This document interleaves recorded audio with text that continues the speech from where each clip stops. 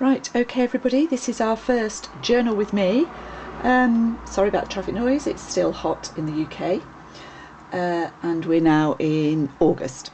Anyway, I'm not quite sure how this is going to go. What I realise is that I do this by moving around my craft room a lot and grabbing bits and pieces as I think about it. So planning this type of journaling is a little outside my comfort zone, but because I love this cover so much, and I'm obviously going to decorate it like the other one eventually, you know, with its ribbons and whatever, I actually want this to look quite nice.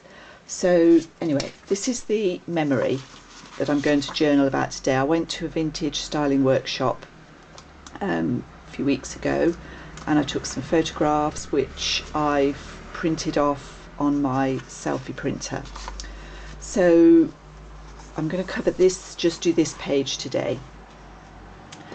And in my scrap box I found these two bits of paper. I've cut this one down, this was the full 12-inch width, and obviously you can see that the colours go quite well.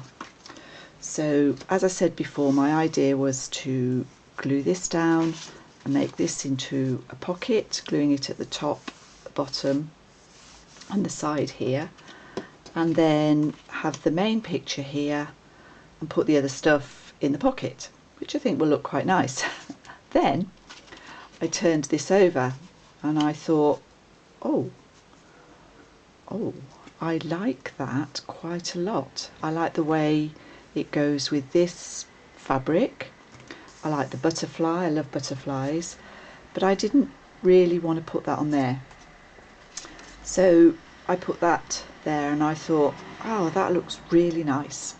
So from that point I gathered a few bits and pieces. So I've got some word stickers, I've got a few punches, I sorted out some 6x6 papers that sort of tone in. These are all really old, I've had them for years. I found these in my scrap pile, which I might use, and this is going to be turned into, I guess, a journaling card type thing. So we'll see how we go anyway.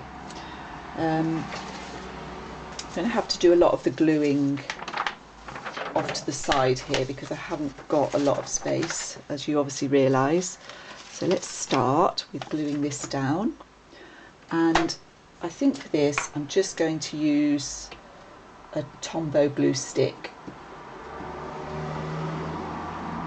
I made some collage books a few years ago, 7 or 8 years ago, and I used glue stick for those, and when I go back to them they're still all stuck. It's all great. So, you know, let's just see. I'm not really preserving memories for anybody else. I've got one son who's well grown up. If he wants to keep all of these, that'll be fine. If he doesn't, I'm quite happy for them to be thrown away. I'm going to use tacky glue to go round the edges of this. We could make it prettier. We could, in fact, should we do that? How much overlap have we got? I was going to say we could punch the edge, but actually we've only got a little tiny bit of overlap between the two papers, so maybe not on this occasion. So let's glue this. I think what I'll do as well, because I've still only got 10 minutes on this camera, I'm going to try and keep an eye on it. I will get as far as I can with all of this, and then any finishing off bits I can show you at the beginning of the next video. Hopefully you'll be happy with that, or maybe some photographs if I can work out how to insert photographs. So this glue is oozing a little bit and I'm trying not to get it on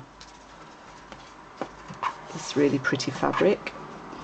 I'm not doing anything on these pages at the moment because they're too nice. I don't want to spoil them. Trust me, I can spoil things. So that's our mistake covered up. And I would say that's another thing to keep in mind about all of this junk journaling. However smartly you do it, you will make mistakes, things will go wrong, but there's nearly always, or I would go as far as to say always, a way around it. So this is going to go here, but I want to put a bit of pink around it, so this would be pretty. And the way I do this is just to hold it against it and see. I think that's the only pink sheet I got out, or I've got this, which would also be pretty, but I like this. The other thing I do routinely when I'm putting pictures and things in is I go around the edges. I take the white edges off everything. This is what do you call it? Well, you can see what it is. It's a pen. It's a Tombow pen. This end, is it a paintbrush end? I don't know. It's like a soft tip. And I just take the white off, and I will do that with anything that I stick into this, if I remember. Don't always remember. So for the sake of this particular type of journaling, I'm not going to be overly precise. So I'm just going to stick that down to the corner there. Try not to get too much glue near the edges. Pop it on there. Photographs do look nice bordered. I used to do a bit of scrapbooking a long time ago, before, to be honest, before anybody in the UK really knew what it was. And in the days where you cut your photographs into peculiar shapes and fancy edges and all that sort of thing. And I found out then that bordering a photograph is a really good thing to do. So I think that proves that putting some kind of border around it just makes it pop. I'm going to do the same here,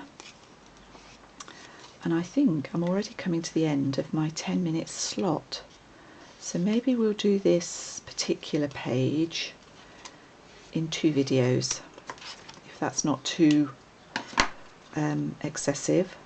So that I'm just going to stick down. I'm just going to think about whether I want to leave it as a pocket to pop another photograph in.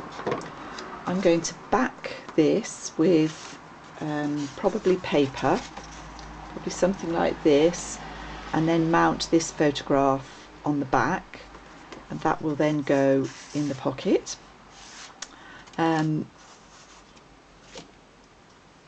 So leave it with me for a short time, and I'll come back and do a little catch up on this page, and hopefully have an idea what I might want to do this side.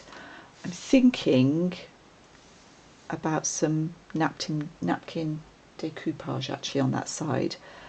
One of the things I didn't say before was that, as well as preserving memories in these books that I have, and I do have quite a few now, I do put in things that I've tried out or I'm trying out that I might want to use in journals or art journals. And I've done a lot of napkin decoupage recently, which is really fun to do. So maybe we could napkin decoupage over this, and then put a photograph or a memory or a bit of journaling there. The other thing that looks really nice is you do all of these pages and then you write on them, and for me the writing really adds something. And I haven't got the best handwriting in the world. I used to hate my handwriting. Now I have a love-hate relationship with it, because, as I say, once you put words on a page, it seems to add, I suppose it's the human touch, I don't know, the personal touch maybe, and makes it really, really interesting. in my view anyway. I suppose my memories are only interesting to me. Anyway, as I say, I'll catch up with you shortly. Thanks for listening and watching.